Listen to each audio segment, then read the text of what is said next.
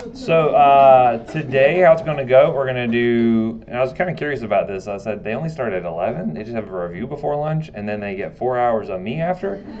So I started to think, was it the chicken or the egg? Were they getting just such a nice morning? They said, let's really try to tighten the screws on them for the afternoon. Or they looked at the afternoon and said, that looks really tough. Let's give them an easy morning. Who could say? Either way, it is what it is, right? All right, any questions about any of the pulmonary stuff we talked about last time, any of the cardio stuff we finished up with? You guys know your antiarrhythmics really well. So for instance, if I had someone who was in torsades, what would you give them? Magnesium, that's an easy one, right? What if I had someone who was in like an SVT, heart rate's like 160, 170? Dennis? So you could, we're talking drugs here, okay? Regard the non-pharmacologic methods. I need to put 2 children through college. I need drugs to be sold, okay? True colors are shown. No. Yeah, certainly you could have them vagal down. You could put ice packs on them, things like that. However, medication-wise, Denny seems a good one. What that wasn't working, what could you do? You just want to go straight to electricity? That's good questions, right? So what could we do to maybe slow the rate down, right? What are some things that could help slow down that nodal conduction? Beta blockers are good. That's what class? Class 2. What else? Calcium channel blocker specifically.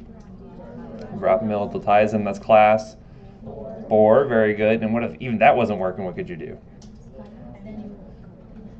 You can consider cardiovert. I didn't hear that. What was it? Let them go. Just say, like, no, I'm still breathing. I'm still alive. My heart rate is just really fast.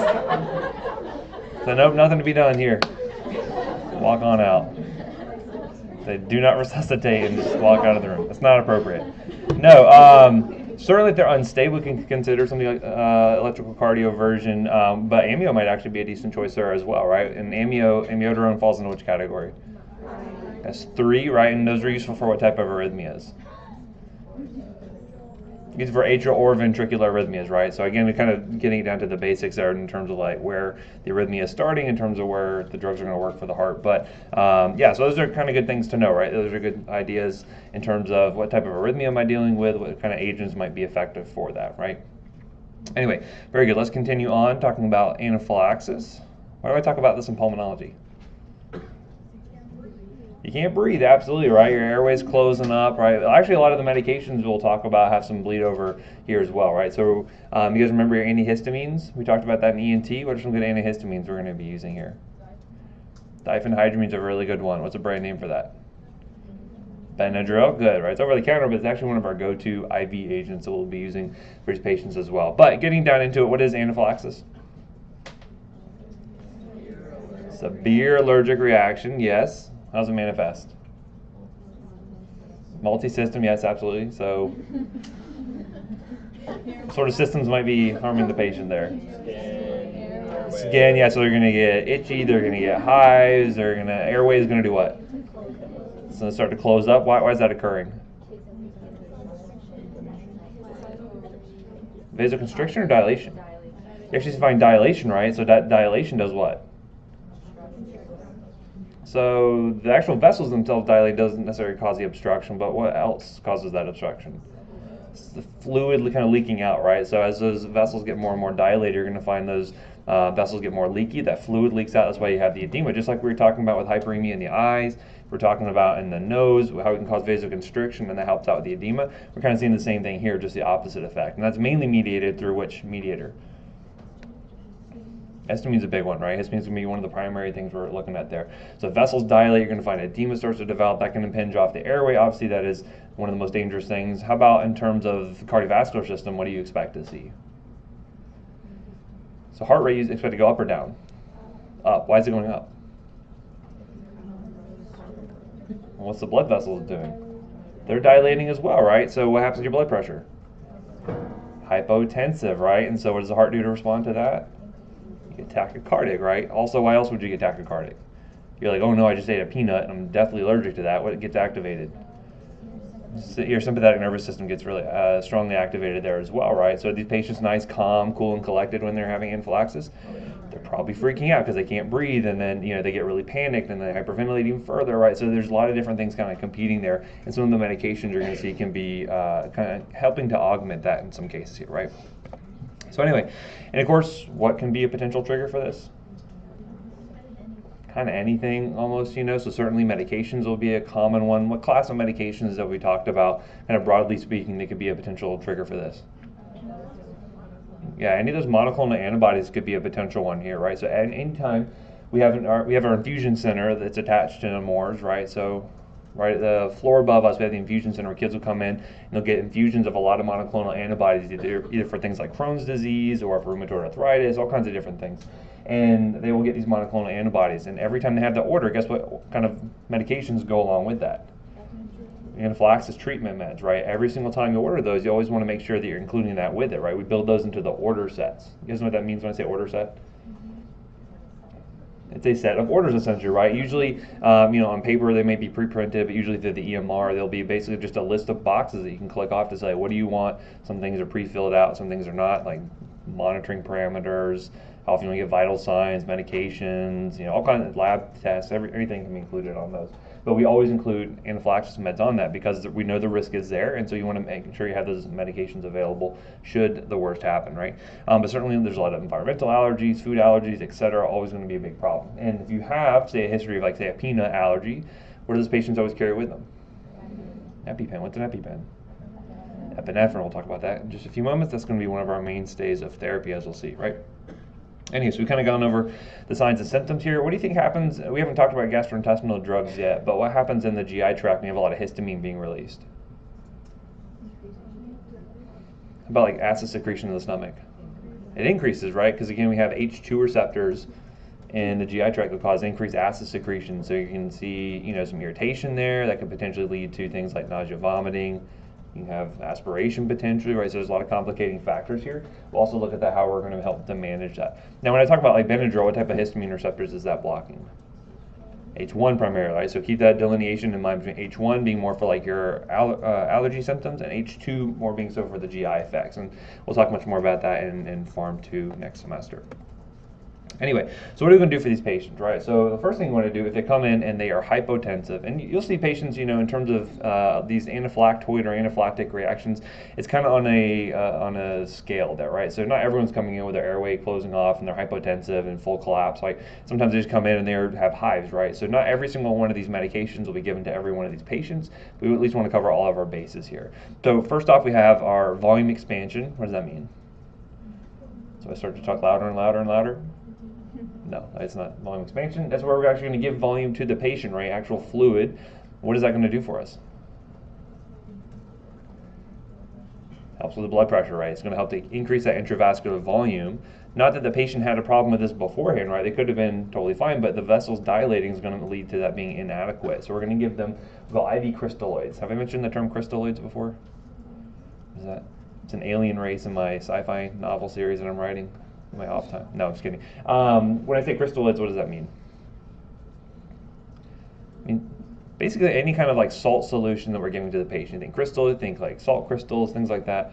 Kind of how I think about it. But crystalloids, what's kind of a common one you might run into based off what I told you already? Sodium chloride, right? Normal saline is going to be considered an IV crystalloid. That's going to be probably 8 times out of 10 the most common one you're going to be running into. What's another one you might think of? So potassium might be included in crystalloids. Hypertonic saline might be used in certain cases there. What if a patient was in surgery? What's a common fluid they use there? LR, what does LR stand for? Lactated ringers. That's basically a different type of IV solution. The electrolytes are a little bit different there. They have some more magnesium and calcium and things like that. But the common one you're going to run into is going to be 0.9% sodium chloride. And what does that 0.9% mean? The concentration of sodium and chloride that's actually in that solution. What is making up the rest of that? Just water, right? So it's just salt and water, basically. I can make this at home. I use it for like discounts for some of my patients if they have like poor pet insurance. I'm just kidding, I'm gonna do that. It's like high-grade salt water we're giving these patients here. But basically, you'll find that this is really good for volume expansion. This is good for vasodilation, for the hypotension they're experiencing there. And so we've already talked about dosing for fluids before, right? Remember we talked about this during pediatric dose calculation? The nice thing here is most of these actually work for adults as well. Okay, I'm starting to see not too many light bulbs go off when I mentioned something we covered last semester, but that's okay. We'll bring it back up again. You'll all remember this stuff. But so first off, you want to start off with a bolus of fluid, right? A bolus just means what? Big chunk. a big dose up front, right? So think about a fluid bolus, just kind of a big chunk of something right up front. This is where we're going to give 20 mLs per kilo. That's a good dose to remember. I know I don't give you a lot of doses to remember, but these are good numbers to know, okay? So I'm just saying these are good numbers to know. And for emphasis, these numbers are good to know. Because it might come up on some sort of an evaluation of your skills, right? Some sort of assessment, an examination, if you will. But so 20 mLs per kilo. Typically, they'll cap out at around 1 liter or 2, depending on the patient there. Normally, for a kid, we don't give more than 1 liter. For adults, you may see starting off with 2.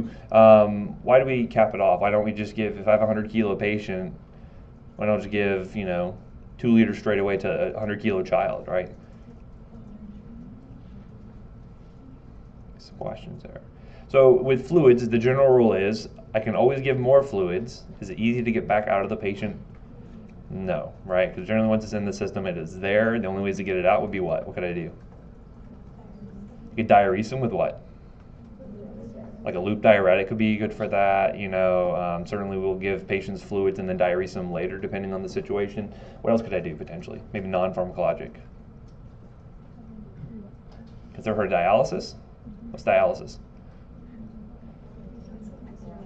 It's basically an artificial kidney we're hooking the patient up to, and actually we'll go and filter off the blood, and you can pull off extra electrolytes, you can pull off poisons in some cases, you can pull off volume as well, right? So you can actually volume regulate the patient. That's another thing you may see there occasionally. I actually just recommended dialysis last night for a patient, but I'll tell you that tangent just a little bit later. But anyway, so we give them 20 mLs per kilo, usually around 1 liter or 2. Usually cap it off at around 1 liter for an adult, for a child. And then if they need more, and that is certainly the case sometimes, we may give up to 4 to 8 liters of fluid, right? Is that a lot of fluid?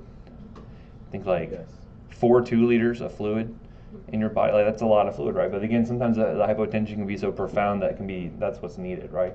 And then how about maintenance fluids? If you wanted to kind of keep them maintaining afterwards, what rule do we use? 4-2-1 rule, right? So we'll recall that. There's 4 mLs per kilo for the first 10 kilos, 2 mLs per kilo for the second 10, and then every subsequent kilogram is going to be 1 ml per kilo. So for instance, a 60 kilogram patient would end up getting a total maintenance amount of 100 mLs per hour. Again, that is going to be the rate. Why do we say per hour? It's a continuous infusion, right? So maintenance fluids are given as a continuous thing. Most adult patients, you may hear like 125 mLs an hour as being a typical maintenance rate. You may hear 2 times maintenance. In this case here, 2 times maintenance for a 60 kilo patient would be what? Just 200 mLs an hour, right? You may say 1.5 times maintenance, whatever the case may be. So those may be different dosing calculations you may see being done for these patients there. And it's always a good number to know because when you're out there on rotations and you know right off the bat, you're going to look like a rock star, right? And that's our main goal, is to make you guys look good so that we look good, right? It's a secondary sort of effect. That makes sense. And it's easy too. That's why we wouldn't let the really good people into our school, right? Anywho, anyone know what's a normal concentration for sodium in our blood? Usually 135 to 145 milliequivalents per liter, right? And actually for normal saline, anyone know what the concentration is?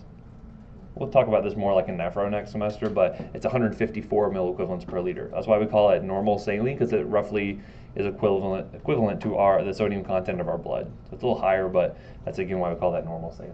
Anyway, so we have our fluids on board, and then now we can look at giving something like epinephrine. And epinephrine is going to be like patients having, life-threatening effects, either cardiovascular instability, they're having their airway close off. This is the life-saving medication, which is why patients with a history of anaphylaxis will carry around an EpiPen with them, right? We'll talk about that in a moment. But what does epinephrine do for us? What's its mechanism of action? Stimulates. What kind of receptors would it activate? Alpha and beta. Good. So in terms of the beta-1 effects, what do you expect to see?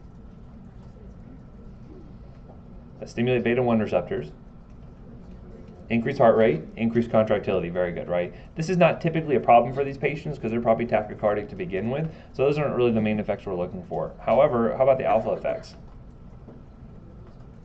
Vasoconstriction, so that is definitely going to help us out. So if they're hypotensive, epinephrine has to be given in order to constrict those vessels to get them back to a normal blood pressure, okay? And then what is it going to do for the beta-2 effects? cause smooth muscle relaxation, which you're like, well, that's not good on the blood vessels, but thankfully the alpha-1 effects are more predominant on the blood vessels. However, what does it do in the respiratory tract?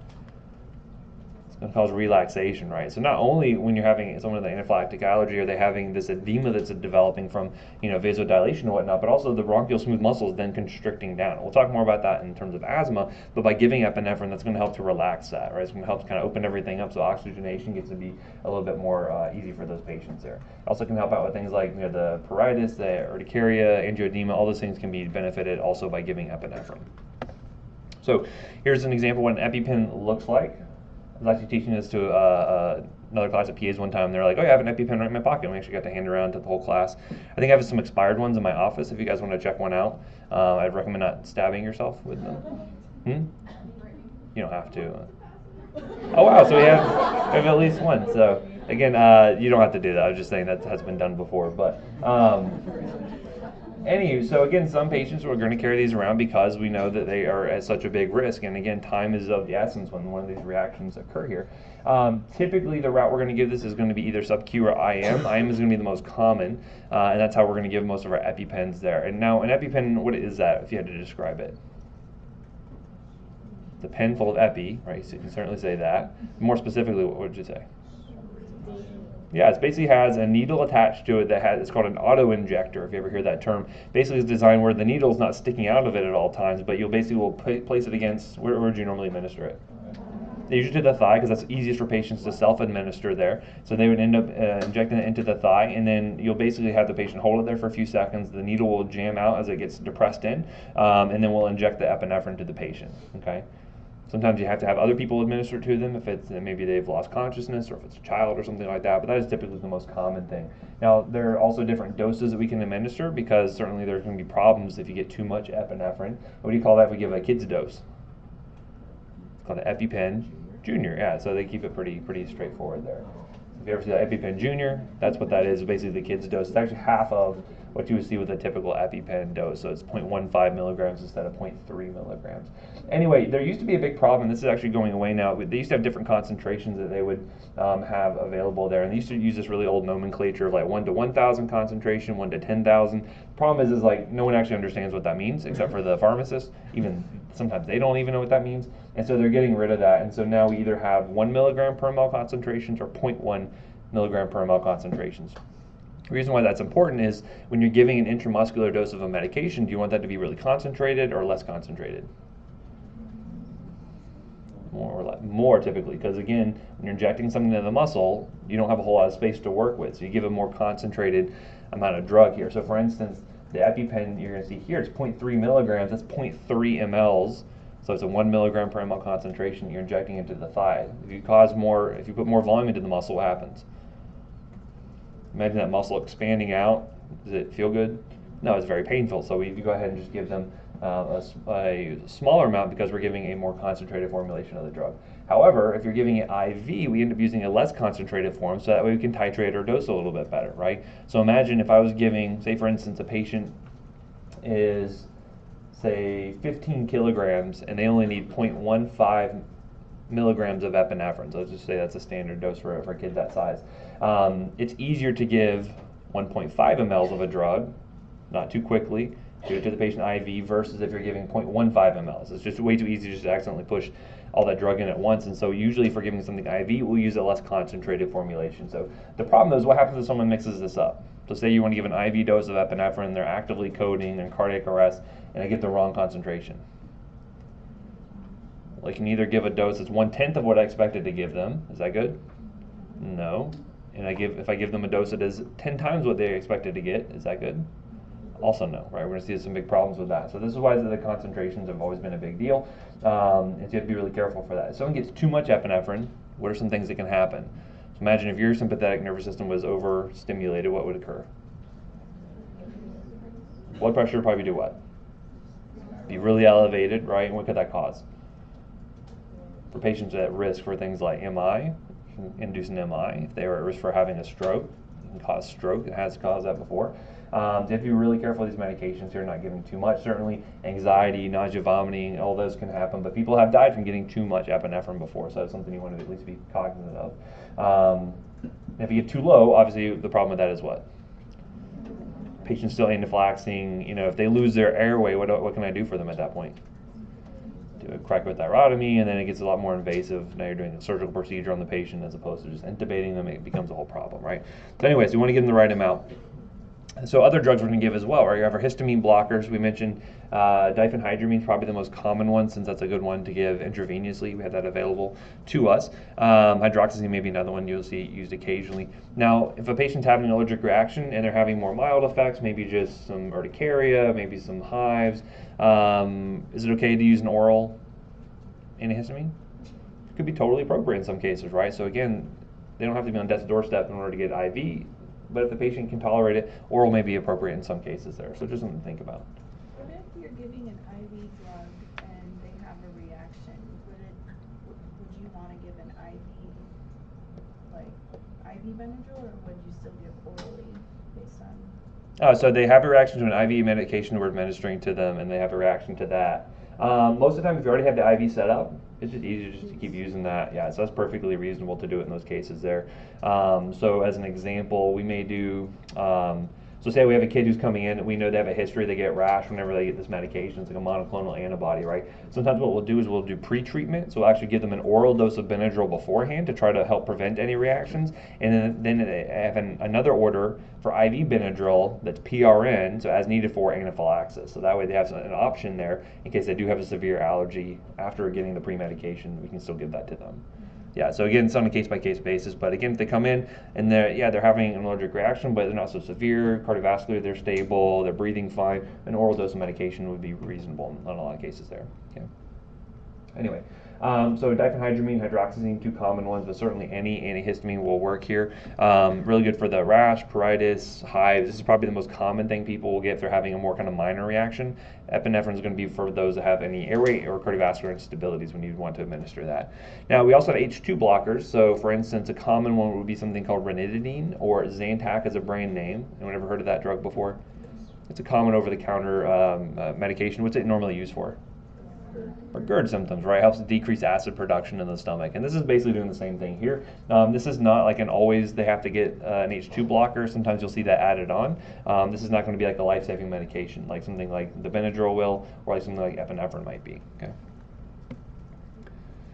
Sometimes you may use a bronchodilator, and we'll talk much more about albuterol specifically in the asthma section coming up, but this is going to be a Beta2 agonist, and as we mentioned, Beta2 agonism causes what?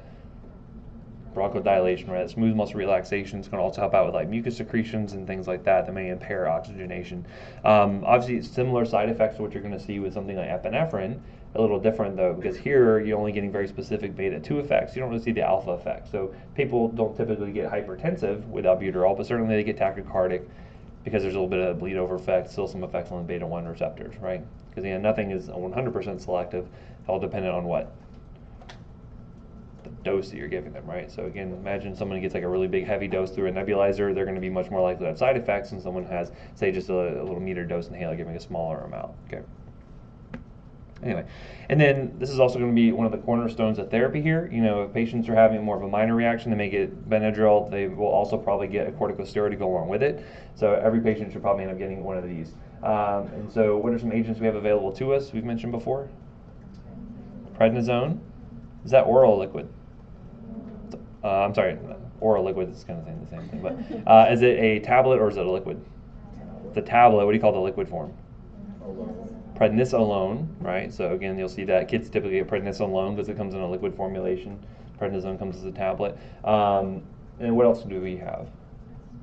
And dexamethasone would be another common one we have available there. Methylprednisolone, as you might imagine, is structurally related to prednisolone. Is usually what we give IV or IM, but certainly hydrocortisone could also be used. Dexamethasone also available. With a lot of different agents that have work here.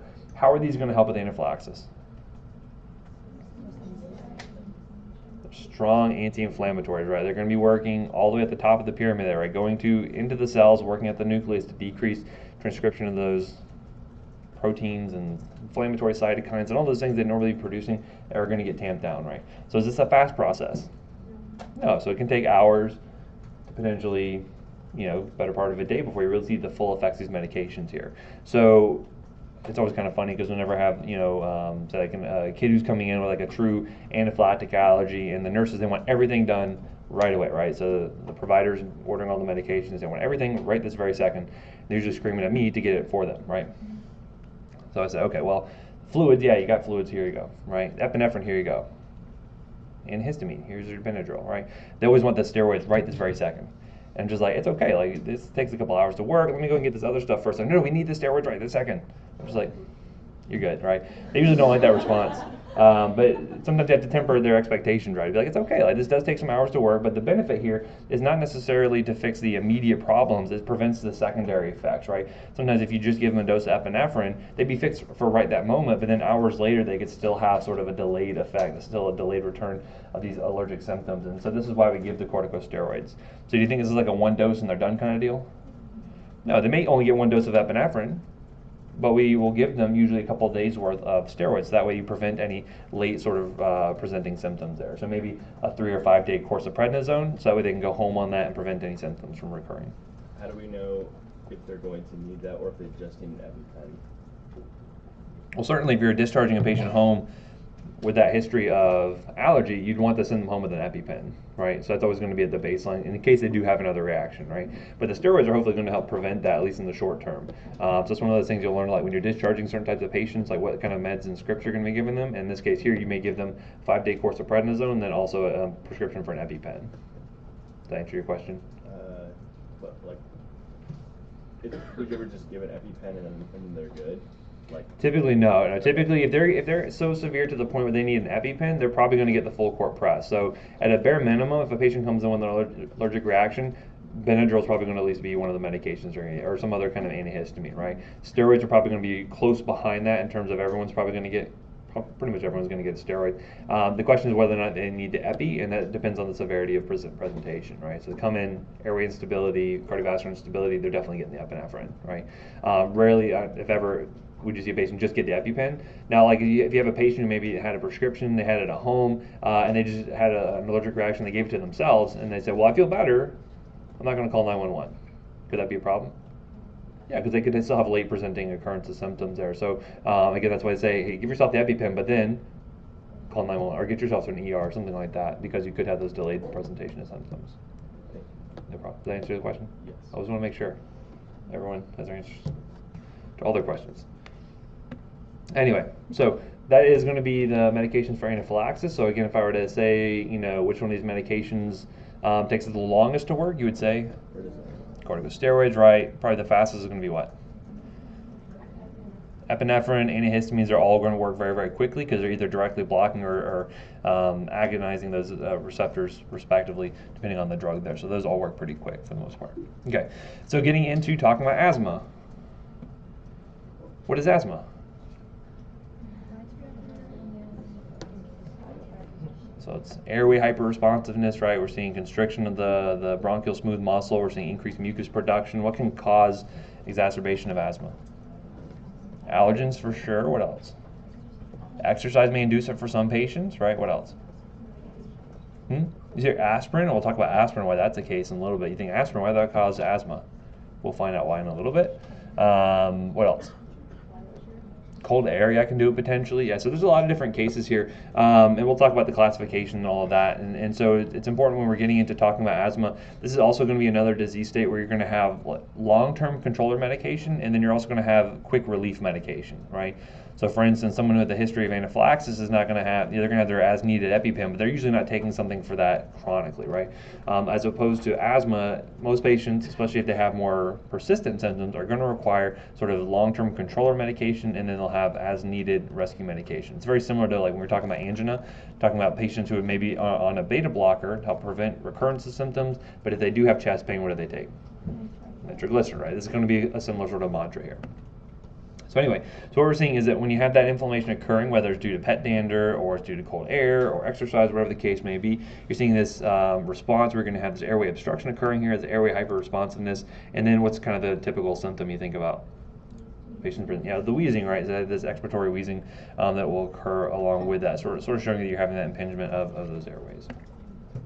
And so, again, the allergens will cause degranulation of those mast cells. We've looked at this a little bit when talking about like antihistamines and in terms of ENT and whatnot. But some of the other important mediators we're going to be focusing on here is also going to be IgE specifically, because that's oftentimes what's going to actually be triggering off the reaction when the IgE binds to the allergen. That will then help to stimulate the mast cell to degranulate. So IgE is going to be an important mediator here. Histamine for sure, we've already mentioned quite a bit, but also things like leukotrienes. Like leukotrienes are going to be something that we've talked about kind of briefly, but here it's going to become more important because some of our medications will affect this pathway specifically. Okay.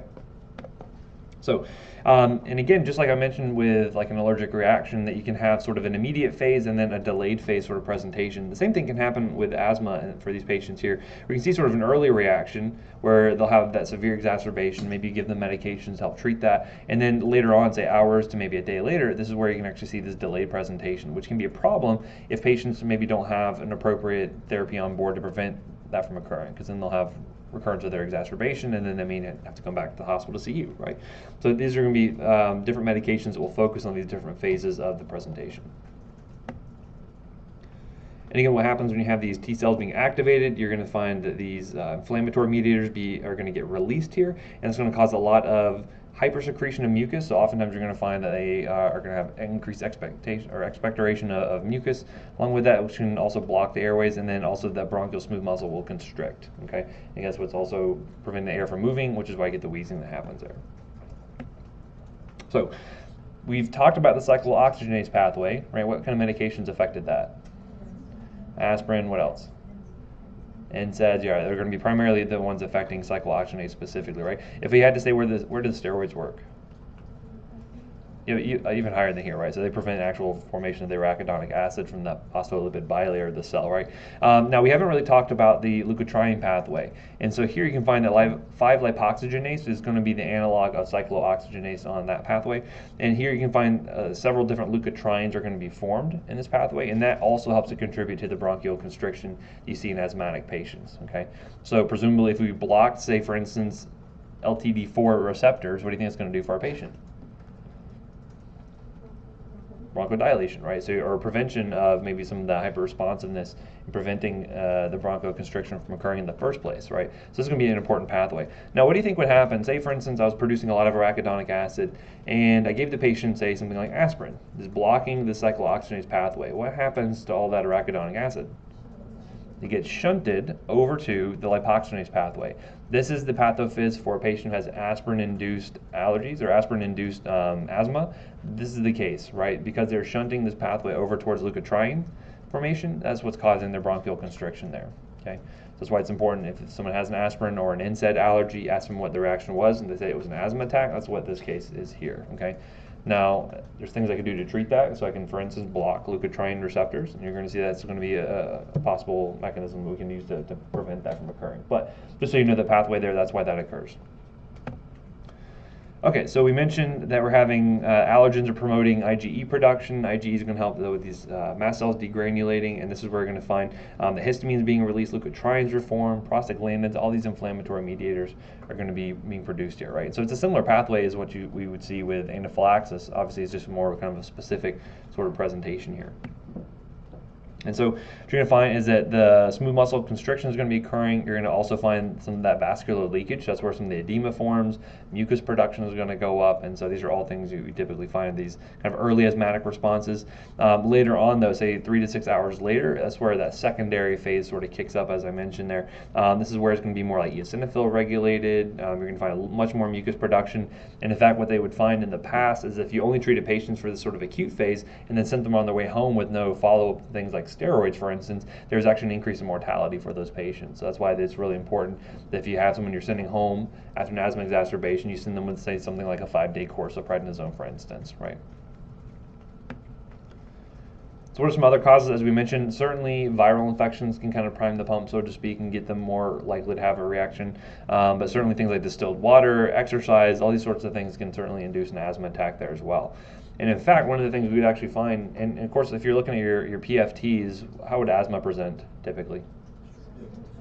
In terms of like which value would go down? FEV1, right? So they have an impaired ability to really kind of get that air out. And so one of the ways we can actually diagnose asthma in some patients, certainly most of it's based off of history, that we can actually do it with something called methacholine. Methacholine kind of sounds like what? Acetylcholine, right? Now acetylcholine, if it activates muscarinic receptors in the lungs, what do you think that causes? Constriction. What else? When we talked about like muscarinic symptoms, you see a lot of like leakage of fluid. What happens in the lungs?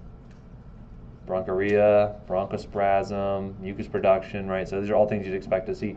So in some cases, and actually we would do this for some of the studies that we run at Nemours, in order to make sure we have patients who are coming in that have true blue asthma, we'd actually induce some bronchoconstriction with methacholine. So we do an FEV1 before, sorry about that, do an FEV1 before, give them an inhaled dose of methacholine, and then we would see what the follow-up FEV1 was. If it went down, that would show us that they had that bronchial hyperactivity.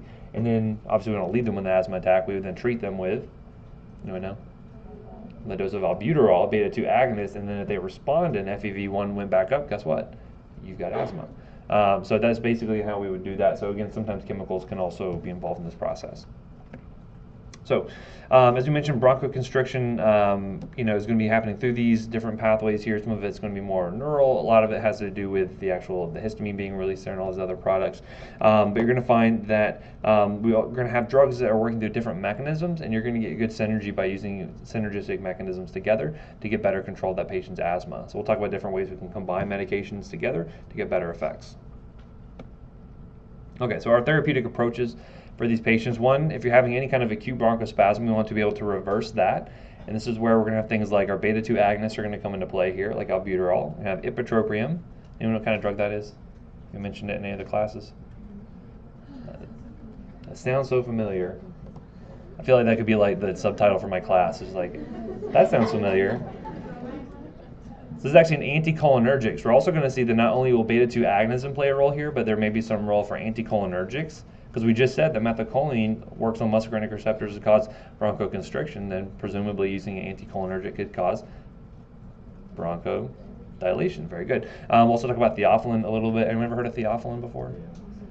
Some of you may actually be consuming a cousin to theophylline. We'll talk about that a little bit later, so let that keep your interest for at least a nanosecond before you lose that thread. Other things we could do, we can maybe remove triggers or antigens. This is where things like cromolyn, nendocromol are going to come into play here. And then finally, the control of the inflammation is going to be the really important step. So this is going to be the kind of the baseline for controlling symptoms and preventing recurrence of symptoms, whereas the acute reversal is going to be our rescue medications, as we'll see.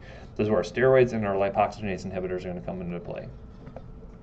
So as I mentioned, the methacholine challenge is frequently done in more research settings. Certainly, if you're going to be diagnosing a patient with asthma, more often than not, it's going to be based off the history. Again, if they say, oh yeah, I was running around and all of a sudden I started wheezing, it's exercise-induced asthma, right? So again, sometimes it's pretty clear in those cases there, but this is one way we may actually do that, where we actually have a true blue laboratory values we can point to say, yes, you do have this hyper-responsiveness. And certainly, you guys talked about the classification of asthma in terms of, you've covered all this before, I'm sure? Yes? You finished the poem block, right?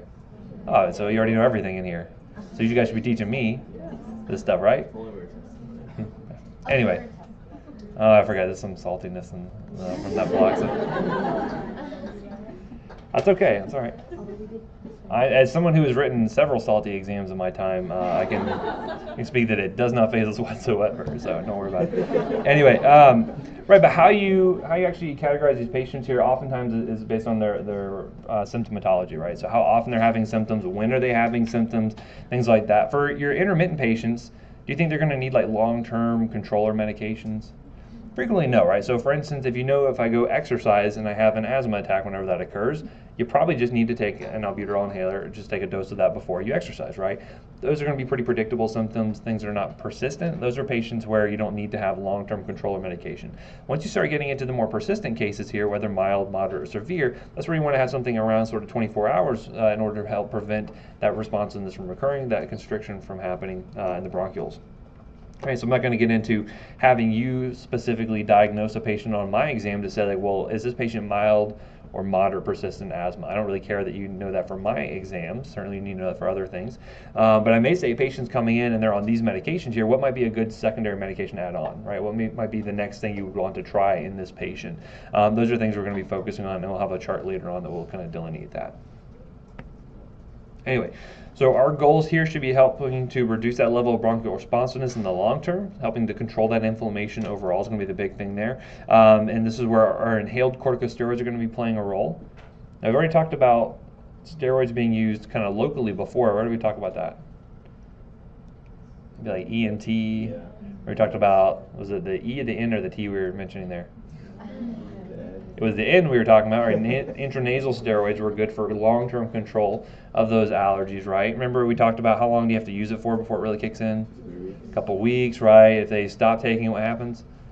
Symptoms come right back, right? So again, the same things are going to be applying here as well with the inhaled corticosteroids. The benefit, though, of using something more locally is what? You prevent a lot of the systemic side effects. Doesn't mean they're not going to have any, but it helps to prevent a lot of that. So we'll talk about those in more detail later on.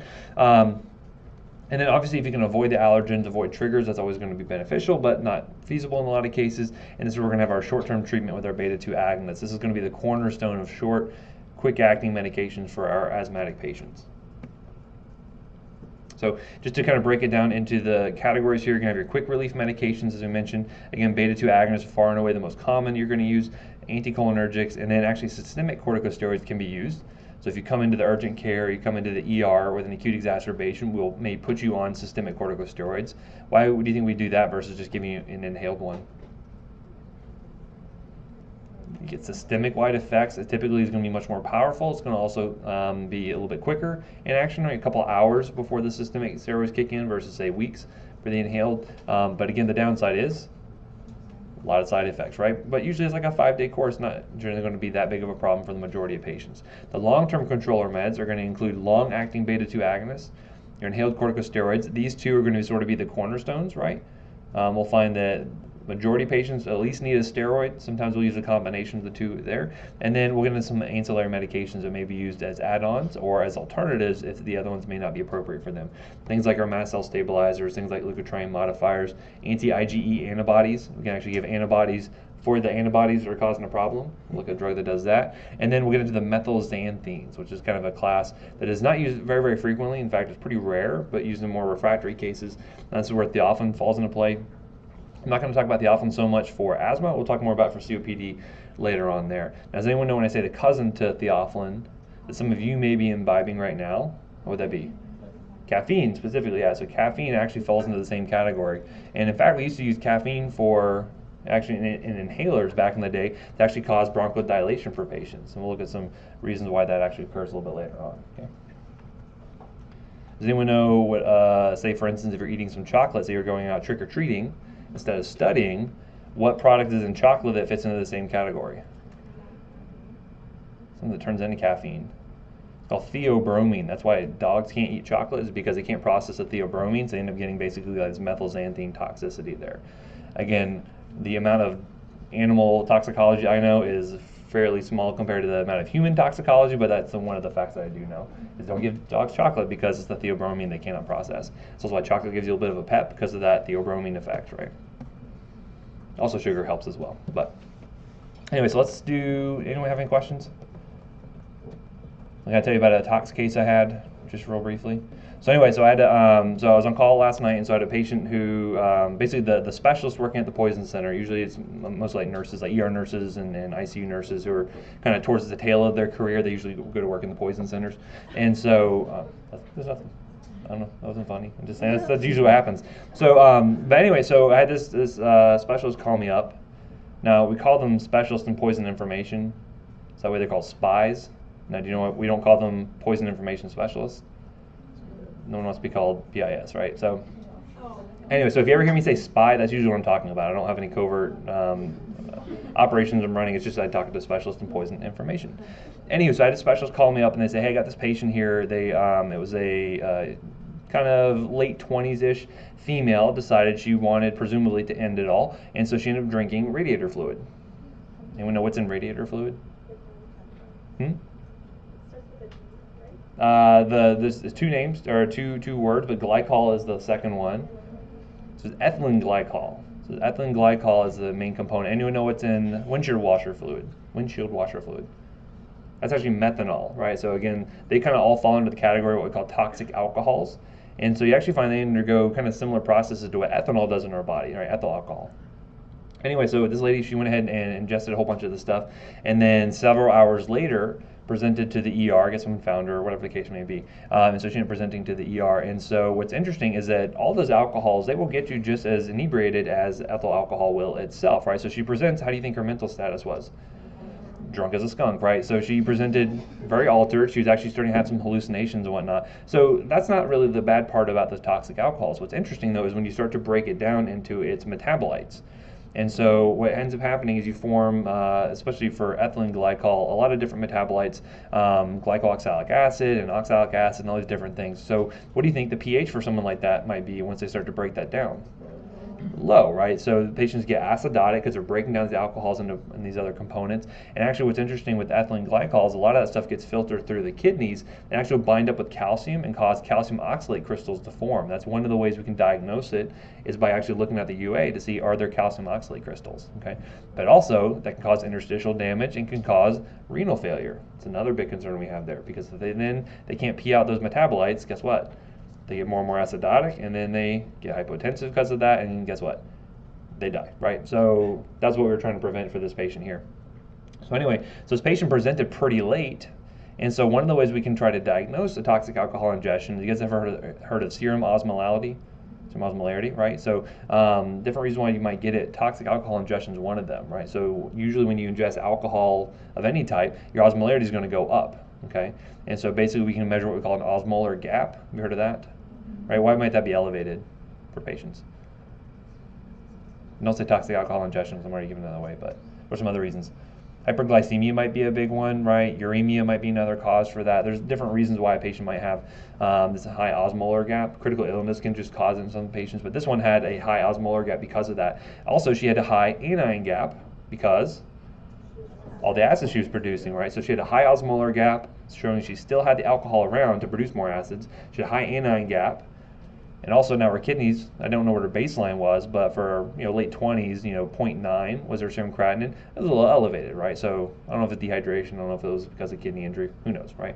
So anyway, so by the time I get it, they're wanting to know what to do with the patient. And so the patient's pH was like 7.19. Is that low or high? Low. The bicarb was like 8 on the BMP. High or low? Usually 21 to 28 is considered normal, so very low. The pH is low, bicarb's low. She's obviously in what? Metabolic acidosis, very good. So she might have been trying to breathe a little faster to try to breathe out some of that CO2 potentially to kind of compensate for that. Maybe that's the only thing keeping her pH from getting down to like, low 7s, almost 6.9, something like that. But anyway, so she was very acidotic. The anion gap was obviously elevated. I think it was something like 28 or something like that. Anyone know what a normal is? I'd say 12 plus or minus 4 is what I normally use. So greater than 16 is when I consider that abnormal. So certainly she had a high anion gap. So we call it a wide anion gap metabolic acidosis. Anyone know the differential for that? Mud pile? Yeah, mud pile is actually the differential we would use. So methanol and ethylene glycol are the M and the E in the mud piles. I'm not going to go through the whole differential because we don't have time for that. Anywho, so the patient was acidotic. She obviously was having, she was having hallucinations. They actually tried to treat her for that by giving her medications to try to calm her down, which again is not a great thing to do. Obviously, that you want to treat the actual poison first. But so the question was, what do you do for the patient? There's two things we can do. One, we can prevent further production of those acids, and so we actually give something called fomepizole. It's actually a product that inhibits your alcohol dehydrogenase. It's an enzyme that normally breaks that stuff down. The old school treatment, what we normally do? We would just give the patient alcohol, because actually our alcohol dehydrogenase prefers ethyl alcohol to any other alcohol. And so you could actually, back in the day, give your patient either PO alcohol or IV alcohol and actually keep them drunk, and that'll prevent the toxic alcohols from being metabolized. So it used to happen back in the days, you'd have these homeless patients who would go and drink a bunch of windshield washer fluid to get admitted to the hospitals because they knew they'd get an alcohol drip, and they'd be in the hospital, they get 3 square meals, have a nice nurse come take care of them. So there's a little bit of malingering there they wouldn't actually do in those cases. But this patient here, obviously not that case. So we give a drug called fomepizole that blocks the metabolism there. And the other thing was, well, how do we get rid of these acids once they're in the system? So I kind of alluded to that already, and that is what? So we actually initiated dialysis for this patient. So we actually said, well, if the kidneys, we can't rely on the kidneys to get rid of it itself. Let's do dialysis to basically work as an artificial kidney to pull all that stuff out. So it pulls up all the alcohol, it pulls off all of the excess acids, it gets the pH back to normal, and it gets rid of any of the extra poison essentially. Okay, so that's what we end up initiating for that patient there. Say, okay, she meets criteria, she's acidotic, she's got altered mental status, all these things. Let's go ahead and get dialysis started for that patient. Now, is that an easy thing to do? Depends, right? So it depends on where you're at. So for instance, I've had cases where patients are in the middle of the panhandle and it's say 9, 10 o'clock at night on say a Saturday night. Do you think the nephrologist wants to come in to start a dialysis catheter to get them started on dialysis? No, they're going to say, well, let's wait till morning. And then I have to make the argument, no, they'll probably be dead in the morning, so let's not do that.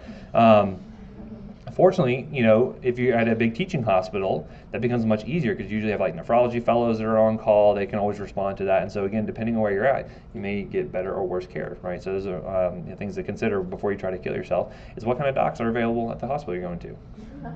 She got lucky, and so we were able to get dialysis on board, pull stuff off, and then she's basically recovered afterwards. So anyway, so just a little interesting case I thought you guys might see, especially if you like go to emergency medicine, you may run into it every once in a while. Do you think radiator fluid and windshield washer fluid ingestions are more common in the north or in the south? Why? It's a lot colder, yeah. So we don't see them too frequently down here, but certainly if you go to like New York or places like that, Wisconsin, things, you're starting to see a lot more of those ingestions there. So it's just something to think about depending on where you ultimately go practice. Yes? If she were to have like injected it, I know it's weird, but would she have those secondary metabolites still be forming no matter what? Yeah, because eventually it would eventually circulate to the liver and get metabolized out. Okay. Yep. I've never seen that done, but yes, it would happen. For sure. Okay, so go ahead and take 10 minutes. We'll come back and then continue on with our talk. Okay, I have a couple questions on the board. Some related, some not related, but let's talk about them. So first off here, can someone be allergic to Benadryl? And if they are, what can you give to treat the allergic reaction? That's a very good question. Sometimes you have patients that will say they're allergic to Epi. And you're like, wait a second, that doesn't make sense. Why doesn't that make sense? You have epinephrine in your body. Like, you can't be allergic to something you make and then, you know, not have an allergy to it all the time. The thing you have to consider is whether the patient's having an allergy to the actual chemical product or what else might they be having a reaction to. Could be dyes, could be a filler, could be any number of things that are included with those substances. So for instance, you know, maybe a lot of the liquid Benadryl is pink in color, right? It's usually like cherry flavored or bubblegum flavor, something like that. And so a lot of red dyes patients have a propensity to have an allergy towards. And so frequently you can ask them like, hey, what kind of reaction did you have? If they've ever received IV Benadryl, they may not even have a reaction at all because IVs typically are clear. They don't include any extra dyes or anything in those products. So it's one thing to consider. Again, if they had a true blue severe allergy to the Benadryl, so again, oral Benadryl, what would I do? Still give them epinephrine if they needed it, and what else? Steroids. You can still use steroids, right? For sure. You can even try IV Benadryl, you know, if you were feeling a little cavalier and you're like, well, I think it's probably had to do with the dye, especially in their history. If it's like red number 6 on their allergy list or something, you'd probably feel pretty comfortable. That's probably what the problem was. Okay, so there's the answer for that. In the case of allergic to Epi, it's actually due to a preservative in the product. So there's something called sulfites. So if you ever see like metabisulfite or something, some patients will have a reaction to that, and so we can use preservative-free epinephrine, and then they can get that product without any problems. So little things to think about there. This one says, if someone has an anaphylactic reaction to one type of monoclonal antibody, would they be contraindicated from taking any other type, no matter what's being used for? It's a good question. So what do you guys think? Think no, they couldn't receive any other antibody?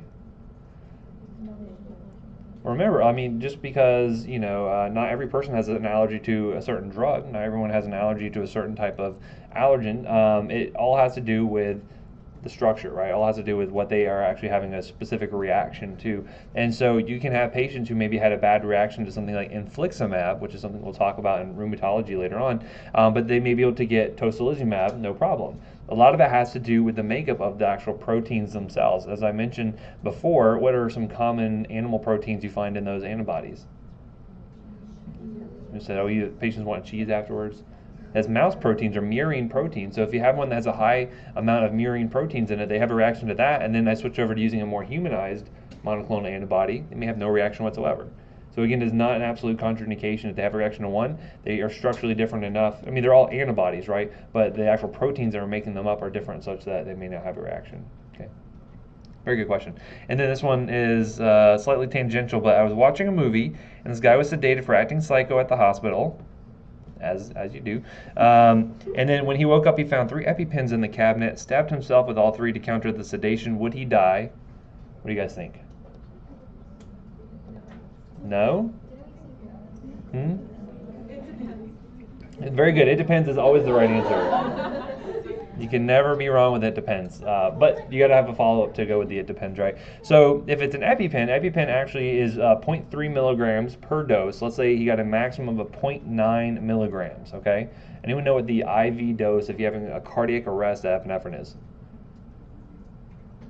I guess just say 1, and you're probably going to be right a lot of times. 1 milligram. So this guy's getting a sub-code dose of epinephrine. So would he die from that? I would say probably no. However, if he had a history of, say, hemorrhagic stroke, if he had a history of MI, perhaps you could induce one of those in the patient potentially. Certainly be hypertensive, certainly be tachycardic, certainly be feeling pretty miserable. Does it counteract the sedation? No, you probably just be super alert and groggy at the same time and have some kind of mixture of the two. So that would be a tough one. I would highly recommend against being in that situation though, if possible. Okay. What movie was it? No, so you can still be awake and still very like groggy, right? So again, it's a matter of like how well you're actually able to even process things. I mean, I induce that state in the majority of you. So just because someone is awake doesn't mean they even know what's going on. Like imagine people who are like blackout drunk. They can be awake, have conversations, and they remember nothing about it afterwards. So hopefully no one's. I'm sorry.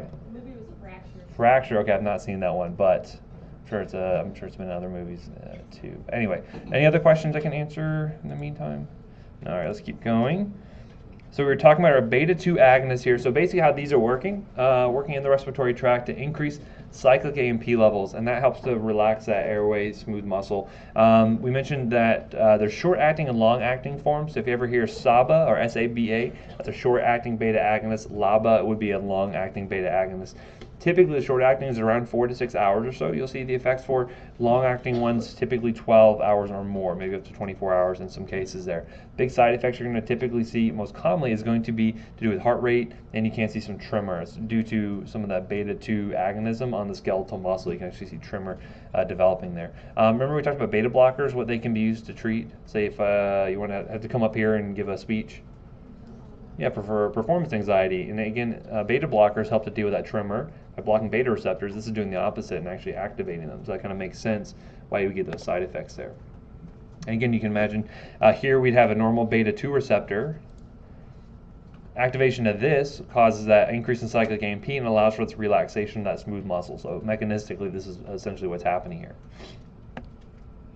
So the short-acting agents you're most often going to run into is going to be albuterol, and that will have several different names there, ProAir, Ventolin. Now, us being in a travel hub, being close to Orlando International Airport and close to Disney and Universal and all these places here, what do we frequently get showing up at our hospitals? People from other countries, right? And so sometimes they have medications with other names. And so if you had someone who's coming from the UK, anyone know what their albuterol will be called? Salbutamol. So if you hear salbutamol, that is actually... if you're watching the BBC or something, I don't know if Downton Abbey is period appropriate to have albuterol, but if they were to say it there, then perhaps you would hear salbutamol being mentioned, and so that would be the same thing essentially, right? There's also levalbuterol. Anyone know what the distinction here is between albuterol and levalbuterol? That's just the left-sided enantiomer, the left-handed enantiomer. That is called Xopenex, if you ever see that. Some people feel like they get less side effects when using Xopenex. Clinically, though, we really don't see much of a difference there, and so more often than not, it's just really expensive. But some patients really feel that it works better for them, so you may see that used occasionally. Now, the long-acting formulations, while you may see these being used by themselves for help with COPD, you will not see them used by themselves for asthma, mainly because we've done some studies there and they actually saw increased mortality, so we don't want to do that. So formoterol and salmeterol are going to be some of the common ones you're going to run into. And in fact, I always mention whenever I go to my parents' house and they're watching like a lot of like daytime TV, and I always see all the drug ads that come up. This is another big group of medications you're going to find are COPD patients who are going to be on usually a long-acting beta agonist and usually in combination with a steroid. And we'll look at those in just a few minutes. So adverse effects you're going to see. Tachycardia, hypotension. Why would I see hypotension from a beta-2 agonist? Yeah, smooth muscle relaxation, right? Remember, we do have beta-2 receptors on the blood vessels, and that can cause some mild hypotension. It's usually not so severe. And again, a lot of it has to do with dose. So how do we normally administer albuterol to a patient? What are kind of the common dosage forms? Inhaled, but what actual devices do we use? So you can use a nebulizer, right? It's an actual machine that will basically will pressurize the albuterol that's in a little cup, the liquid, into a vapor essentially the patient can breathe in, right? What's the other common way for like outpatient, kind of self-use? Yeah, so you ever see an MDI, that means a metered dose inhaler. It's a very short burst of medication the patients will breathe in. We'll talk about administration later, but you'll see varying amounts of side effects depending on the route that they're receiving it. So for instance, with a short meter dose inhaler, you get a very small dose that is generally effective. It's all good. However, for patients who are maybe having refractory symptoms, they'll switch over and use something like a nebulizer. And so if anyone ever seen like a nebulizer going, it looks like a smoke machine or something's going on. The patient is breathing a ton of drug. So yeah, they get that smooth muscle relaxation, but they also get a lot of other side effects, right? So again, that's where you would see that things like the tachycardia, things like the tremors, dizziness, things like that are associated with how big of a dose they're getting there. Now, why do you think you see hyperglycemia as a risk? Beta receptors on where? Where do we produce glucose? The liver, remember? Remember we have glycogen stored in the liver, and you can undergo glycogenolysis and gluconeogenesis. Part of that's stimulated by the beta receptors. Remember, what did we say about the beta blockers in terms of their effects? They cause hypoglycemia, right? Because they're actually blocking those same hepatic cells, right? So you're seeing kind of the seesaw of effects here. Also, beta blockers can do what to patients who are hypoglycemic? Can mask a lot of the signs and symptoms, like the tremor, like the tachycardia, like all those things there. So again, you're kind of seeing a little bit of a seesaw, whether we're blocking receptors or activating them. Kind of makes sense. So those are the big things you're going to see with that. Hyperglycemia, not common, but something you could see in maybe a diabetic patient. So those are the beta agonists you'd see, and we'll talk about how we're going to use them more specifically in a little bit. But switching over, now let's talk about the inhaled corticosteroids. So if you remember, when we're looking at the ENT section and the nasal steroids, you probably see a lot of these that were represented there as well. And so this is a common for a drug error to occur. What kind of drug error do you think could happen between, say, an inhaled versus a nasal formulation? Well, you basically give the patient the wrong product. So for instance, if you say, oh, I take fluticasone, and the nurse is doing the med right, they just type in fluticasone, and they pick the first product that comes up in the list. Now, is the first search result in Google always the right one you want? No, right? So sometimes the nurses will do that too, or whoever's doing your med recs. And so they'll pick the first one, and maybe it's a Flovent versus the Flonase, or vice versa, right? Flonase was used where? In the nose, Flovent in the lungs, right? But it's a very common thing where you may have the med rec done inappropriately, or maybe the pharmacy fills it wrong, and they can get the two mixed up. So again, be careful when you're using these, and this is why sometimes it's good to know the brand name to know kind of what you're dealing with. So fluticasone's a common one, but budesonide, triamcinolone, mometasone, all these are going to have the same exact activity, the same exact mechanism, same side effects. There's really no big difference between any of these inhaled corticosteroids. So as we know, they're working just like systemic corticosteroids would, but just working in the lungs, right? So they're much more locally acting, helps to mitigate a lot of the systemic side effects you'd expect to see there. And in some cases, may need even up to 8 weeks before you really see full effects there, right? So patients need to stick with it, and they may not see immediate benefits with that. And so that's a big problem with compliance, because if you say, here, keep taking this for 8 weeks, you may not really see it work until, say, week 3 or 4. Are they going to want to stay compliant to it? Not usually, because right, I'm paying all this money for this drug and it's not even working, right? They got to stick with it to see those effects there. And if they stop taking it, symptoms will come right back, right? So again, this is important to stay consistent with this medication for the long term. Now, some of the adverse effects you're going to expect to see, you can see thrush. This is a very unique side effect to the inhaled corticosteroids. Why might you see thrush? So we know the steroids do what to the immune system? Suppress it, right? We're getting a local effect you can see there in the back of the throat, right? Because again, it'd be nice if every bit of medication we were inhaling went straight down to the lungs, but that's just not the nature of it, right? Unless you're intubated, some of it's going to get in the back of the throat, some of it's going to get on the tongue, some may go down into the GI tract. We just know that happens. So when it gets to the back of the throat, it causes a local immunosuppression, and then what starts to grow? Fungus, right? So they start to get candidal cells start to grow, and thus they get those nice white plaques and everything. So it's another like classic board question you might run into. Patient presents, they have a history of asthma, they have white plaques on the back of the throat, and you know it's thrush, but you need to know what caused it, right? Because again, what other type of patients may develop thrush? Immunocompromised patients, right? So again, those are, you don't want to necessarily jump to the conclusion that your patient's immunocompromised when really it's just a side effect of the medication. So how can I prevent this from occurring? Wash your mouth out. Just gargle some water, wash your mouth out, and everything's good to go. I will tell you, my daughter of 3 has recently learned how to gargle, and so she'll like to take just a big old, just mouthful of water and just kind of walk around to her mom and go, and then walk over to me, and then we'll give her a look, and then she starts to laugh, and then guess what happens to all the water? It goes everywhere, so it's fun. Until she decides she wants to spit it out like into your cup of water, and then it's just not great. So kids are gross, but they're fun. So anyway, so other side effects you may run into, possibly some risk for suppressing growth in children. Maybe that would certainly be a concern with long-term systemic corticosteroid use. This is probably not going to be clinically significant unless you're on really high doses. Yes, sir. I worked for pediatric pulmonologists as a scribe, and the doctor that I worked for mainly said that it was only like a 1 centimeter difference over the course of many years. Mm-hmm. So that effect, like, she didn't feel was significant enough to not do the therapy. 100%, right? So if you had to compare like the risk versus benefits, you're 1 centimeter shorter, but you also didn't go to the hospital for all these asthma exacerbations. Perhaps that works out in the long run, right? Unless you're like a really short person or a really tall person, maybe that centimeter makes all the difference. Who could say? I would hope not, but who knows? And then again, that inhibition of the immune system, again, less likely to be a really big clinical relevance in terms of like systemic purposes, but just that local effect we see with the thrush, that's really the big one that we are concerned with.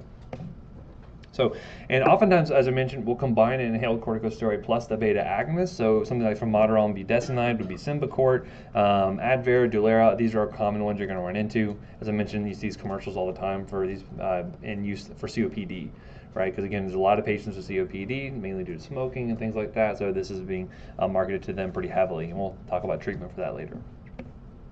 So next up on our list, and so in terms of treatment so far, we've seen we have a short-acting medications. We have our rescue medication we can use for the majority of patients, right? They're good for intermittent or persistent asthma. We also have some controller medications that are going to be good for intermittent or persistent. Persistent, good. So again, if they're having recurrent symptoms, you want to go ahead and treat them for that. So inhaled corticosteroids and long-acting beta agonists, those are going to be kind of your standard go-to for the majority of patients, okay? Now we're starting into some add-on medications that may be appropriate in certain circumstances, or if the patients can't take, say for instance, the inhaled corticosteroid, long-acting beta agonists, this is where we're going to start to add some other add-on medications or alternatives.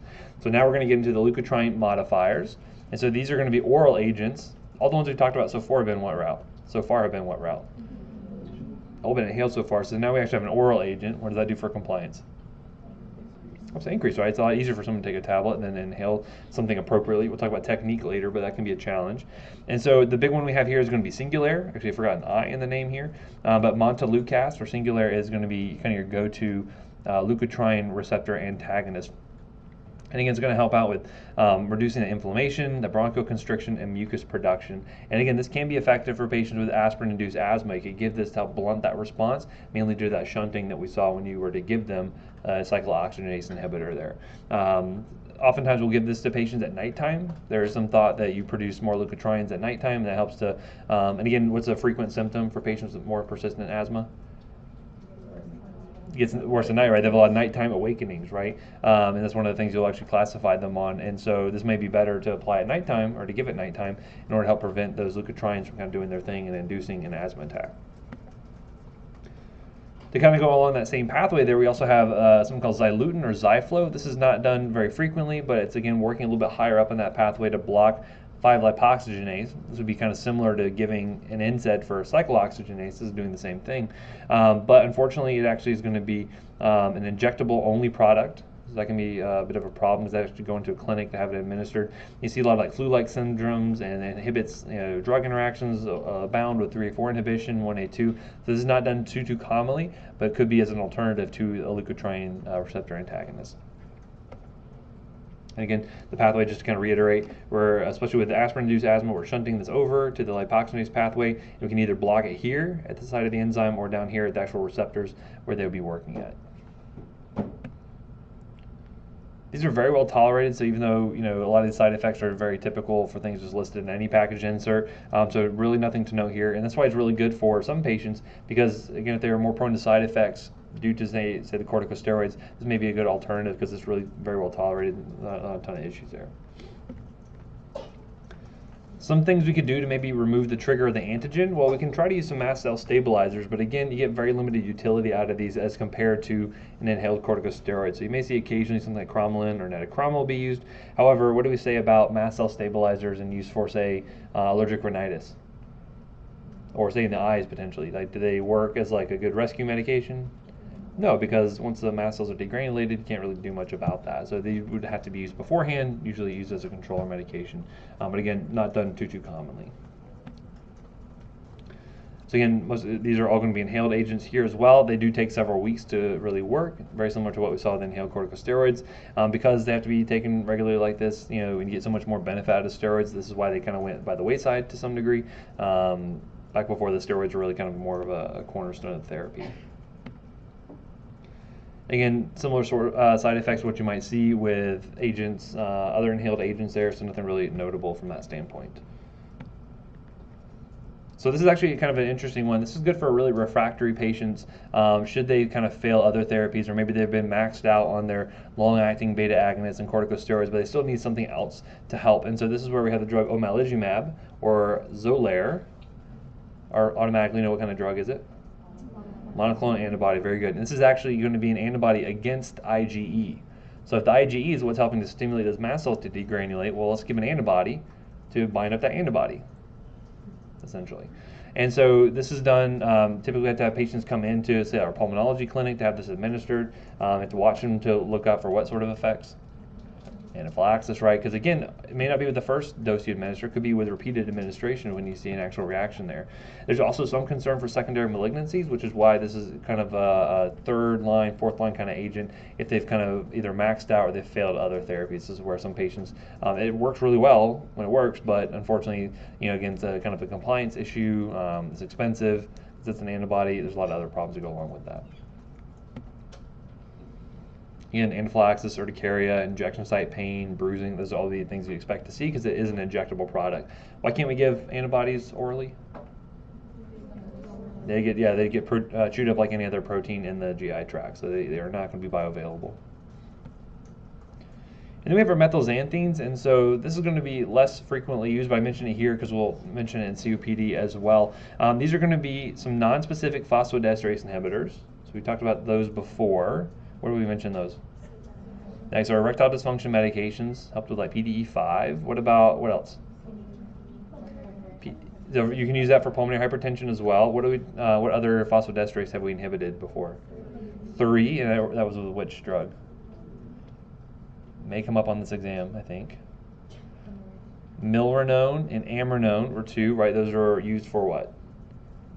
Those are positive ionotropes used for, starts with a C, ends with an F. CHF, yep, very good. So CHF is another one. If you have someone coming with the acute decompensation of CHF, you could use that as a positive inotrope, especially if they had really high afterload, that hypertension that would have to relax those vessels, right? So again, same thing's happening here. So you might imagine phosphodiesterase inhibitors will cause smooth muscle relaxation, which in terms of asthma, where do we want that to occur? In the lungs, right? So you can see how this would actually help with that bronchial smooth muscle relaxation there. However, as compared to long-acting bronchodilators, typically you're going to find it's less effective, less well tolerated. It also has a very narrow therapeutic index. So specifically, theophylline is the one we're talking about here. And so when I say narrow therapeutic index, you think therapeutic drug monitoring, right? So we'd actually have to measure levels of this to make sure patients do not have too high or too low a level. This can actually be really, really nasty in patients who have too high of a level. I actually had one patient who had been on it. She had been on for COPD for at least like 30 plus years, and I think no one had ever actually gone back and adjusted her dose. And so when she's like 80 years old and she gets a little dehydrated, her kidney function does what? There it goes down, and then she comes in. Now her level is like 3-4 times what it should normally be, and she ended up having non-status epilepticus and non-convulsive status epilepticus, end up dying from that. So this can be a really nasty drug in the wrong hands. The only time I've actually seen it used clinically from an IV standpoint would be someone. What do you call it if you have asthma? Asthma exacerbations that are kind of unresponsive to treatment. Status asthmaticus, right? So I've seen this used occasionally for patients who are intubated. They're on several medications to help to manage the asthma, and there's still nothing working. Sometimes I'll add on the IV form, which is called Anaphylaxis. But again, this is fairly rare that we're going to be doing this. So as I mentioned, theophylline can be used for COPD to help, again, with inhibiting that phosphodiesterase, so that'll help to relax that bronchial smooth muscle. It also works as an adenosine receptor antagonist. What did we talk about adenosine before? The heart. What did adenosine do to the heart? Stopped it, essentially, right? So what do you think this would do to the heart by blocking those receptors? Speed it up, slow it down? Speed it up. So what do you think is the potential risk from having too much theophylline around? Tachycardia and tachyarrhythmias, right? So again, another big reason why this drug is so dangerous. You see a lot of ventricular arrhythmia secondary to that adenosine antagonism, right? And you may see some anti-inflammatory actions, and that's why we would potentially use it for someone with COPD, right? And again, this is another orally bioavailable agent, so again, nice from a compliance standpoint, but really bad from a side effect standpoint. And again, also find some other effects here as well. Again, the CNS stimulant effects, the seizures can be really, really nasty, especially. And when you think about a therapeutic dose is somewhere between like 5 to 15 mics per ml, and then once you get up to 20, then already you're getting to seizure risk. Again, just really bad from that standpoint. Very narrow therapeutic index. Is why you have to monitor it. Again, I'm not going to have you measure levels or memorize levels for the exam, but again, just know this is one we would definitely want to do pretty heavy therapeutic monitoring for. Okay, next we have our anticholinergics. So this is going to be another rescue medication you may see added on to something like an albuterol. We have two drugs here. We're going to have ipratropium, and then we're going to have tiotropium. One's going to be a short-acting, that's your ipratropium or your Atrovent, and then you have your long-acting tiotropium, and this is more frequently just used for COPD by itself. So more often than not, if you have a patient who comes in to say the ER and they're coming with an asthma exacerbation, very frequently they'll get 3 doses of albuterol, and they'll also end up getting 3 doses of Atrovent to go along with that. Anyone ever heard of like a duoneb before? That's what that's referring to, is a combination of these two here. Most patients are not going to be on ipratropium at home for the most part. They'll just be on albuterol, but if they come into the hospital side of things, typically that's where we're going to see that combination being used initially to try to get control and try to relax that bronchial smooth muscle. Again, fairly short acting as compared to the tiotropium or Spiriva, but this is going to only be for COPD only. They found no additional benefit for using for asthmatic patients. I dislike Spiriva for one reason, because the actual, when you take a metered dose inhaler, it actually has a propellant that will cause the drug to come out and actually get into the patient's airway. There's other ones called dry powder inhalers, where the patient has to breathe it in themselves, right? So they're kind of providing all that force. So if you ever see like an Advair inhaler and things like that, like a discus, that's usually like a dry powder inhaler. Spiriva is really weird because it actually comes in a little capsule. And so this capsule goes into a specialty inhaler, they press a button that pierces it, and then the patient breathes it in. So if you're old and you have COPD, what do you think a lot of these patients would accidentally do? They would swallow the capsule. So I cannot tell you how many of the probably thousands of phone calls I handled at the Poison Center while I was doing my fellowship, how many of the, probably at least like 5 to 6% I feel like, were just due to people swallowing their Spiriva capsules. So again, it's important counseling point. Make sure you don't actually swallow these. And they always call it, they think they're going to die because of this. And I say, guess what? It's not even orally bioavailable. You have nothing to worry about. But still, good cause for concern for those patients, and that's why they call us. Anyway, so anticholinergic side effects. Again, the benefits we would like from here is the smooth muscle relaxing effects, also the drying effects, because we know you'll see increased mucus production when you have asthma exacerbations. This is where this can be beneficial, right, to kind of dry things out, allow for better oxygenation. And of course, you remember the mnemonic? I'm not going to go through all here, but you guys remember that. It's good to know for any purposes. If I ever mention anticholinergic, you want to know what those are. Okay. So then up next we have our systemic corticosteroids. Very frequently these will either be given orally, majority of the time, or if the patient is, say, so severe they're being admitted, or if they cannot tolerate oral, we'll give them intravenous corticosteroids here. So common ones we already mentioned: prednisone, prednisolone. Methylprednisolone is a common parenteral agent, and then dexamethasone we could either do oral or parenterally. Again, how long do they take to kick in?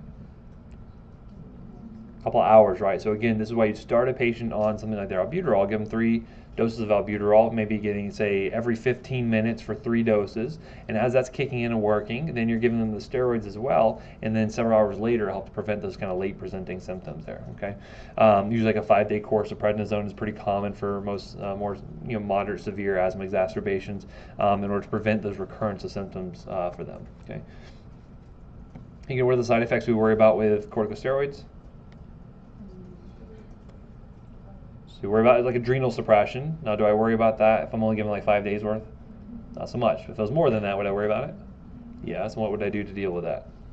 Taper, right? So now if you have like a methylprednisolone dose pack, they already build a taper into it, so you don't have to worry about it. But if it's 5 days, prednisone, don't even think about it, right? What are some other problems you run into? Yes, sir. Does that change in kids and elderly? Or is that tapering for all? No, yeah, it's pretty much for everyone. If it's less than 5 days or 5 days or less, then we typically don't do anything with it. Yeah. So what other side effects can you see?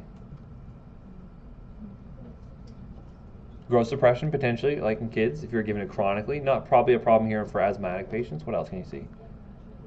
Yes, you can see skin atrophy. Probably not a big concern with short-term use like one of these cases here. It's kind of pulse dose steroids, as we might mention. What does it do? Say, for instance, they're glucocorticoids, so what could you see? Hyperglycemia, right? Could be a problem for your diabetic patients. Okay, that's one thing. What do you think it might do to, say, the bones? Actually can worsen osteoporosis. Again, probably not a problem for short-term, but certainly more long-term patients you would think about that in. What else? Why does it cause hypertension? So remember, there's the glucocorticoid aspects, but there's also what else? Mineralocorticoid activity. So a lot of these will have some bleed over effect there, and it will kind of act like what hormone? Aldosterone, right? And what does that do in the kidneys? Sucks up water and salt, and that way you're going to have more blood volume, that increases blood pressure, right? So again, all these things keep coming around full circles. We can't really shove anything out of that big brain of yours because we need it all together, right? You got to remember all these pathways here, okay? And then the immunosuppression is obviously what we're worried about. Remember, a lot of these patients may have had a preceding viral or bacterial infection that has led up to the exacerbation, right? So you have to think about that in terms of maybe secondary effects of that immunosuppression, okay? So how do you actually manage these patients in terms of when do I start something, when do I add something on, how do you manage this, right? So if they're really just having intermittent symptoms, really infrequent, this is where just using a short-acting beta agonist as needed is totally appropriate, right? So this is where you see like your albuterol, 2 puffs, Q6 hours, PRN, wheezing, and cough, right? Very typical sort of order you might see for a patient like that. Once you start to get to more persistent symptoms, this is where you want to consider adding on medications for the long term, right? Things to help control that inflammation. So the first step you think would be what? Usually inhaled corticosteroid is going to be your first stop here, right? So usually using a lower dose inhaled corticosteroid would be a very good option. Certainly you could consider something like a leukotriene receptor antagonist, right? I certainly wouldn't consider theophylline. It's a little bit of an old chart here, but certainly something like a Singulair might be an okay backup if they didn't want to do the inhaled corticosteroid. And certainly, do they still get a short-acting beta agonist? Yeah, everyone from this point on, from step 1 on, is going to get the short-acting beta agonist. They're always going to have that. Now, once you start to get moving on up the pathway a little bit, say the inhaled corticosteroid is not really cutting it, what can you add on at that point? Usually a long-acting beta agonist. This is where you want to start to consider adding the two together because you'll get the additional benefit of the long-acting beta agonist. Now, does the long-acting beta agonist take like 6 to 8 weeks to kick in? No, because it's directly activating those Beta2 receptors. So you'll see immediate effect from that while you're still waiting for the corticosteroid to kick in. So that's one additional benefit of using the combo. There's a little bit more fast action. Not as fast as a short-acting beta agonist, but certainly still some action there, okay? And again, as you work your way up, the best thing to do is really to maximize the dose of the steroid and the long-acting beta agonists are getting for control. And then you have to consider adding things on like maybe omalizumab is good for a patient, right? Maybe they're on Singulair and inhaled corticosteroid and a long-acting beta agonist, and then they're still having persistent symptoms, maybe adding on Xolair then, right? So these are kind of a stepwise approach. Now, would Xolair ever be a good first step for patients? No, it's too expensive. Anaphylaxis risk. They have to come into an infusion center to receive it. I mean, like, there's just too many problems with it, right? So this is why we go with the easy stuff first and kind of maximize that and then add stuff on as you need to, okay? Does that jive with your pulmonology office experience? Totally. Yeah? Yeah, pretty much. It's pretty close, yeah. Yeah, so, and I think you'll find that practices may differ a little bit depending on what their patient population is and things like that, but it's typical, the stepwise approach is best for majority of patients. I was going to say, it said alternative for LTRA, but I felt like that was like almost like a mainstay. Like, I saw that, I felt like more than Floban. I think it's funny too because I see a lot of kids who happen to be on it, and sometimes I wonder if it's more From a compliance issue, it's easy to do though, right? And there's very few side effects to it. So like putting someone on Singular has very minimal risk and only benefits to receive. It's probably going to be the wimpiest out of a bunch of the controller meds we talked about. So you'll see a ton of patients are on it. Again, I always question, honestly, it's a little bit of personal bias because I have asthma myself. And so when I was a little kid and I got Singular, it didn't work for me whatsoever. But then I got put on Advair and that stuff was like amazing. Like it was just wonderful. I used to carry my little inhaler with me everywhere I went. It was... Don't awe me. No. But no, I'd carry it around everywhere because you never knew when I was going to have a reaction. Like, a pet would walk by and I basically have an asthma attack. So I always used that, and then I got put on Advair eventually. Never need to carry it around with me anymore. It was wonderful. So from that standpoint, yeah, it's like, what are the risks versus benefits? If it's not cost prohibitive, no, side effects associated with it to any big degree, give Montelukast. It's not probably going to harm anything, right? But again, if you want to, also think about it. Do you want to have fewer drugs or more drugs? It's always going to be a conversation to have with the patient, right? Anyway, so talking about how we actually get these drugs into the patients, right? So certainly you have like things like the meter dose inhalers, but that requires a lot of training for the patient, right? So we'll talk about how to actually administer these in just a few minutes. There are devices that can kind of help us out with this process. So when you hear something like a spacer or a valve holding chamber, basically anyone know what that means?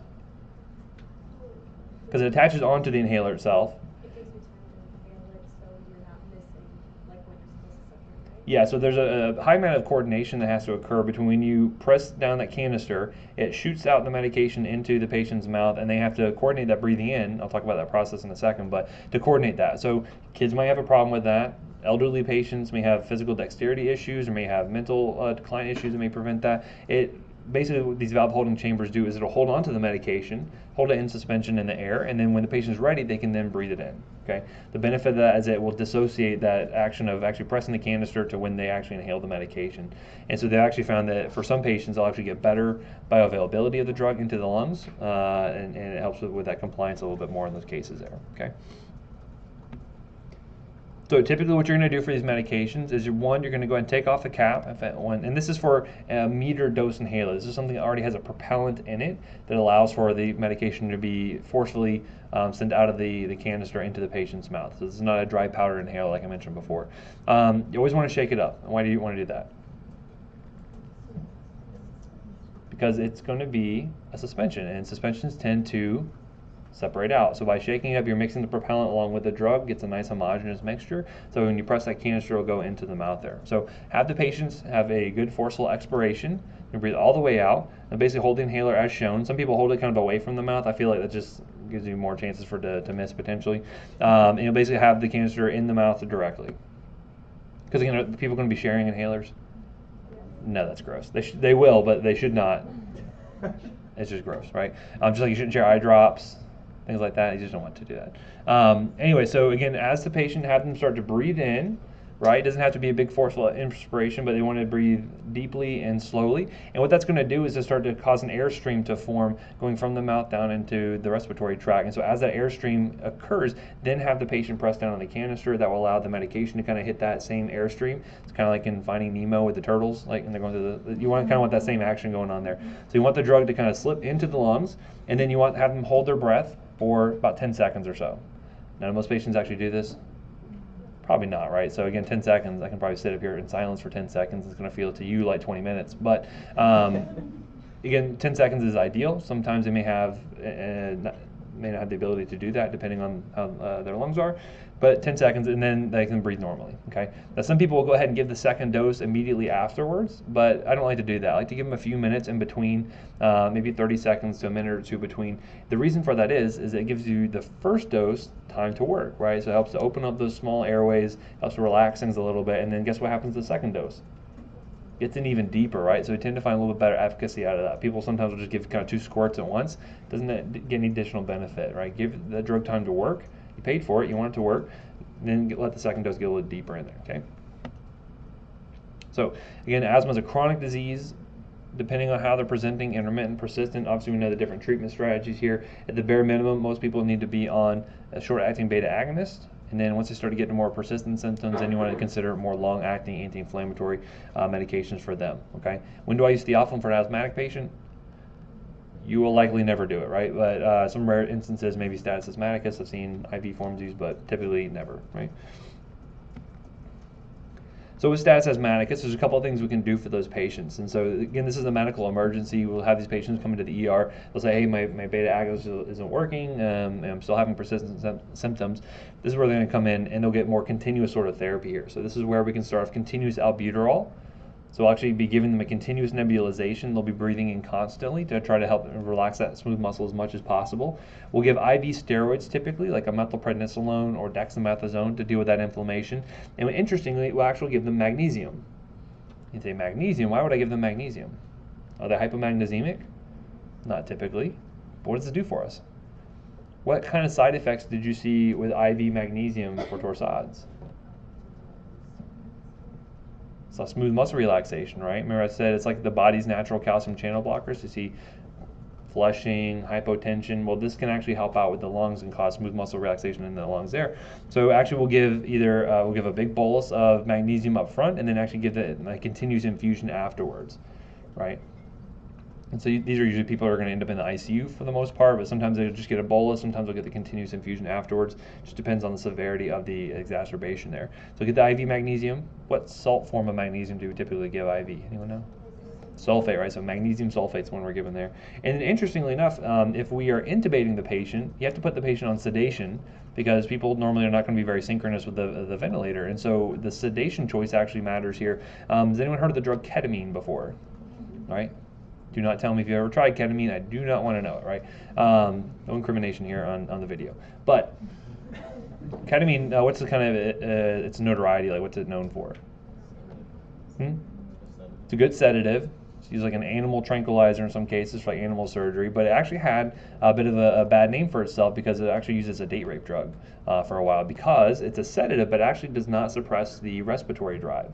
So nefarious people would give this to other people and they would either rob them or have sex with them or whatever they did, but the patient was unlikely to stop breathing and die. So that was kind of the benefits to using it for that purpose. That we don't like it for that, obviously, but for our patients who are sedating, one, we want them to still be breathing, but also it causes nice bronchial smooth muscle relaxation as well. So we'll actually put them on this and we'll help with keeping them sedate, we'll help them with the bronchodilation. However, there are some issues with the drug, right? It can cause things like hypertension, tachycardia, and has anyone ever heard of the K-hole associated with ketamine?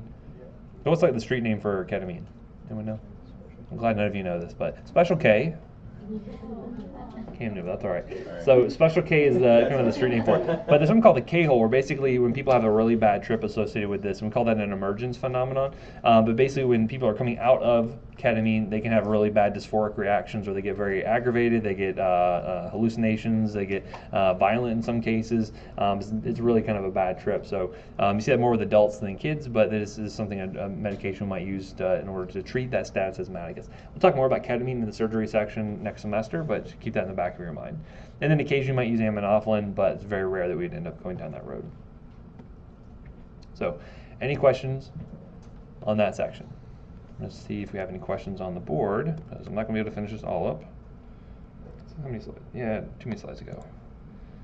Let's see. Have I ever used ketamine recreational? Who's to say? I hope no one will say that. That's not a good idea. Okay, so what is meant by secondary malignancies for omalizumab? So essentially what you find is by suppressing those IgE antibodies, there is risk for secondary cancers. It's fairly low risk, which is again another reason why you would not jump to using Xolair kind of like first line, right? So again, you have to weigh the risk versus benefits. Is the patient going to end up in the hospital a bunch of times for asthma exacerbations? Or do I run this risk for the malignancies? Usually it's like lymphomas and things like that that can develop, but it's not high enough to where the FDA would actually pull it off the market. We just know it's something to kind of keep far in the back of your mind. Any other questions for that?